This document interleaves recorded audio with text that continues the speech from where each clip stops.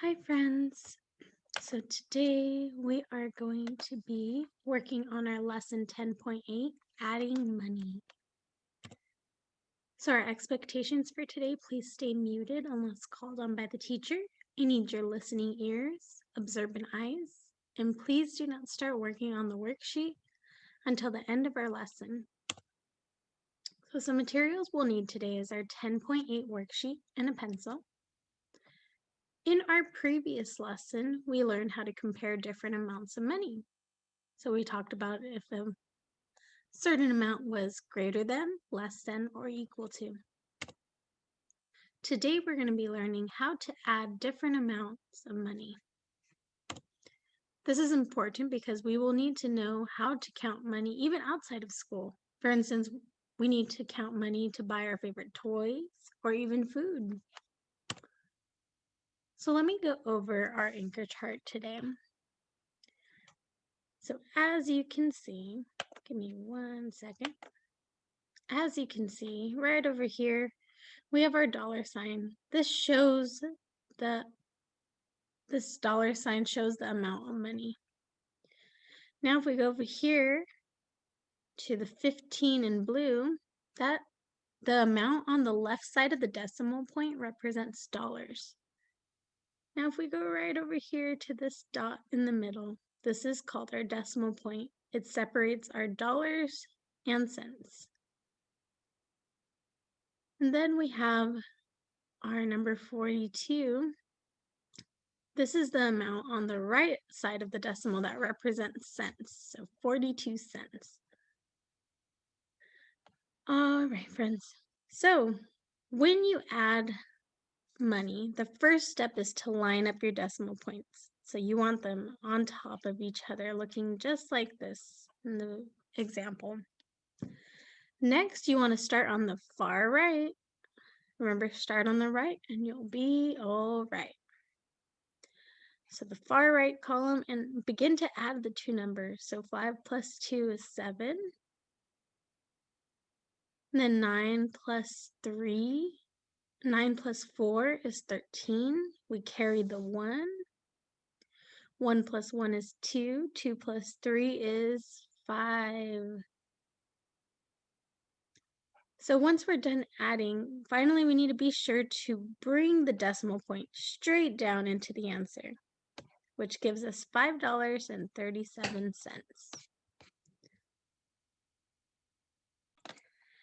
Today we are going to talk about how to add different money amounts. Sometimes we may need to combine two groups of coins to find a total. To do that, we need to combine the two groups, sort the coins from largest value to smallest value, and then count. So as you can see, I have a dime, 2 pennies, a quarter, and a nickel, plus a quarter, 2 dimes, a nickel, and 2 pennies. So if I were going to add these coins, I would start by sorting the quarters. Because remember, we are sorting from the greatest value to least value. So I'm going to go ahead and sort my quarters. So I know that there are 2 quarters. And I'm going to cross off once I write them down here. All right.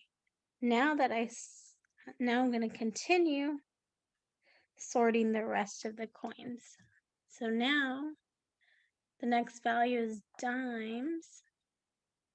So I know I have 1, 2, 3 dimes in total. So I'm going to draw 3 dimes. I'm going to cross those out.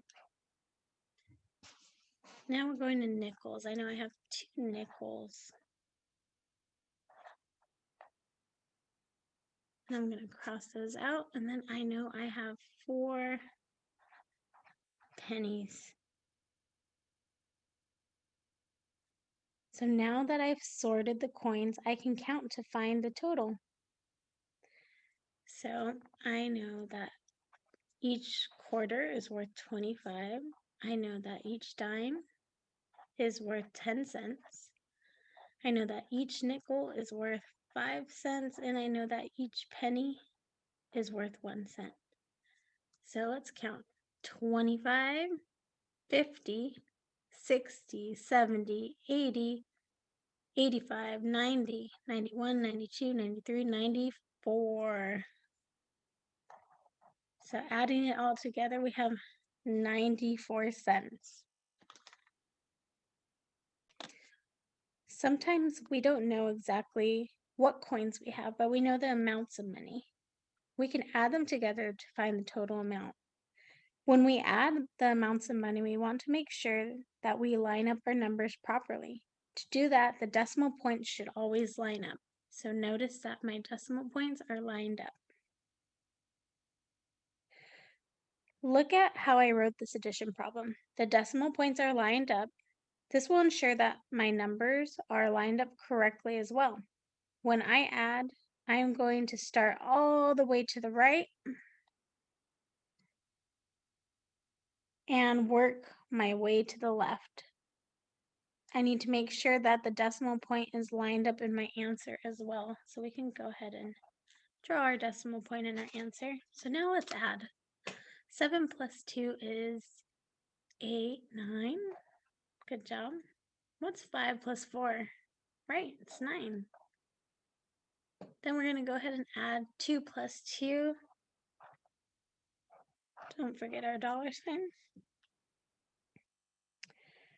All right, so the rules for regrouping are exactly the same as adding numbers with no decimal point. If you make a group of 10 hundreds, move it to the tens place. If you have 10 tenths, move it to the ones place, and so on. So let's try a problem with regrouping. All right, so our next problem has regrouping. And we're going to do the same thing as before. We're going to make sure our decimal points are lined up. We're going to drop our decimal down to our answer. And now we're going to start all the way to the right. So 9 plus 6 is 15. I'm going to carry the 1. 5 plus 1 is 6. 6 plus 2 is 8. So now we're going to add our dollars. 4 plus 2 is 6. Don't forget our dollar sign. Our answer would be $6.85. All right, friends, so now we're going to do some problems from the homework. You're going to need your 10.8 worksheet. I'm going to do this problem over here. It's $4.57 plus $1.28. So first, I need to make sure my decimals are lined up.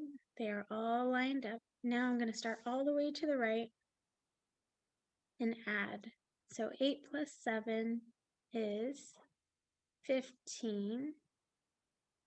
Now I need to carry my 1. 5 plus 1 is 6. 6 plus 2 is 8. Now I go over to my dollars. What is 4 plus 1? Right, it's $5.85 would be my answer. All right, friends, let's do one more. I'm going to go ahead and do the very last one. So $2.68 plus $2.87. Make sure my decimal points are lined up. I'm going to start all the way at the right. 8 plus 7 is 15. I know I need to carry my 1. 6 plus 1 is 7. 7 plus 8 is 15. I know I need to carry my 1 again. So now 2 plus 1 is 3. 3 plus 2 is 5. So that gives me the answer of $5.55. All right, friends, I want you to work on the rest on your own. If you need help, feel free to come to our Math Help Me. Have a great day, friends.